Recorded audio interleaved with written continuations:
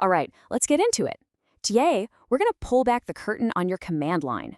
We're exploring the hidden plumbing and uncovering a real ghost in your shell, the TTY subsystem. So let me ask you this. You've probably hit Control-C a million times to stop some program that's gone off the rails. But have you ever stopped to wonder what's really happening under the hood? The answer is way more complex than you'd think, and it's going to take us on a wild 150-year journey through computing history. So first, let's meet the main character of our story. It's this invisible, ancient system that's lurking behind every single character you type into your terminal. That's right. It doesn't matter if you're using a super sleek graphical terminal or just a plain old console. You're not talking directly to your shell. Nope. You're actually interacting with the TTY, this invisible middleman that's orchestrating the entire conversation. You know, the source material for this gives a pretty crucial warning right up front. The TTY system is not some modern, clean API. It's a twisty little mess of special cases. It's a beautifully complex, kind of quirky beast that's been shaped by decades of evolution. And to really understand it, we've got to go back in time. So let's take a look at how we got from these heavy, clunky machines to the slick software we use today. This history is actually the key to understanding why everything works the way it does. Okay, so our journey starts all the way back in the 1860s with stock tickers. These things eventually evolved into teletypes, which were basically just remote control typewriters. When computers became interactive, these teletypes were kind of hacked into being the first command line interfaces. Then, in the 70s, video terminals like the legendary VT100 came along and replaced all that clunky printing with screens. And today? Well, today we use terminal emulators, which are just software programs that pretend to be those old video terminals. And believe me, every single one of these steps has left its mark. And this is the part you really gotta get. Even when you're using a sleek, modern terminal app, its behavior is still influenced by designs made for physical machines, with gears and wires and rolls of paper. This legacy is what makes the TTY so fascinatingly complex. So how is this ancient system actually structured today? Well, the best way to think about it is as a three-layer sandwich. Every keystroke you make passes through each of these layers before it ever reaches your application. So, layer one, the top piece of bread, is the line discipline. I want you to imagine a tiny, super primitive text editor living right inside the kernel. When you hit backspace because you made a typo, that's the line discipline handling it. It's also what echoes characters back to your screen so you can see what you're typing. Next up is the TTY driver. Think of this as the bouncer for your terminal session. It's in charge of the foreground process group, which basically means it decides which program gets to be in the spotlight at any given moment. Only the foreground job can read from your keyboard or, by default, write to your screen. This is the absolute core of what we call job control. Now, that line discipline we talked about, it works in two main ways. The default is called cooked mode or canonical mode. Here, it patiently waits, collecting a whole line of text before it sends anything to the application.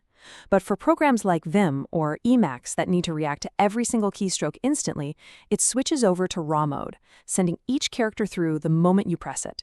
So you might be asking, where do modern apps like iTerm or Windows Terminal fit into all this old-school architecture? They connect through this really clever piece of software plumbing called a pseudo-terminal or a PTY. It's basically a software pipe that perfectly mimics an old hardware connection, and it's what lets a modern program plug right into the kernel's TTY subsystem. Okay, so we've got the architecture down, but how does the TTY driver actually control all these processes?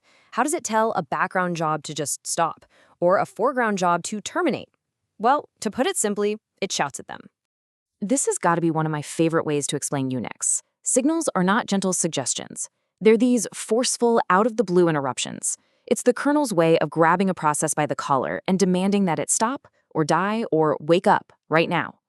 Let's quickly run through the greatest hits.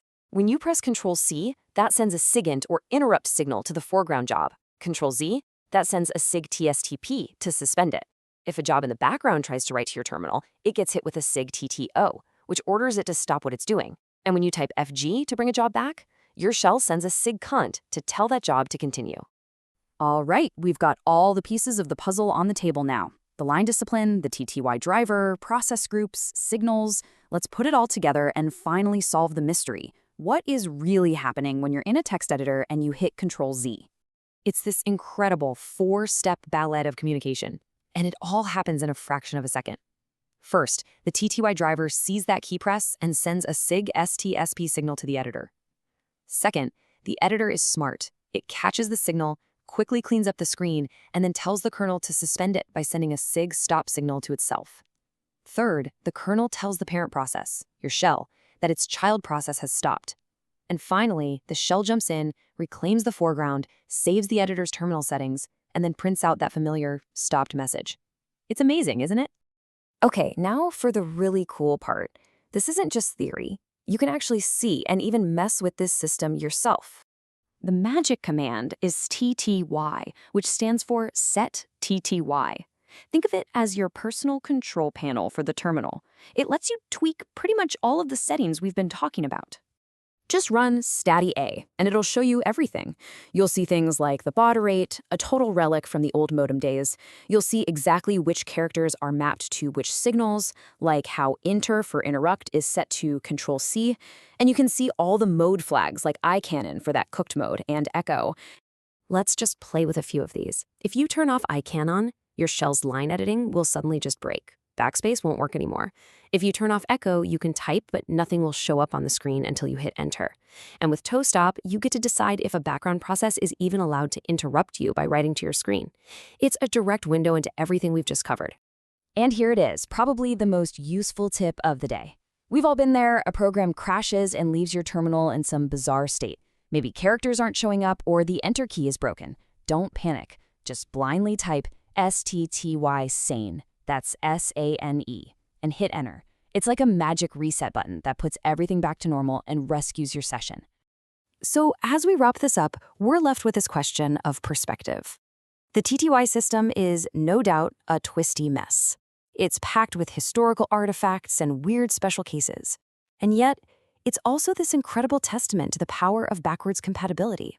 It's a system so robust and flexible that it seamlessly carried us from mechanical teletypes to the sophisticated software we use today.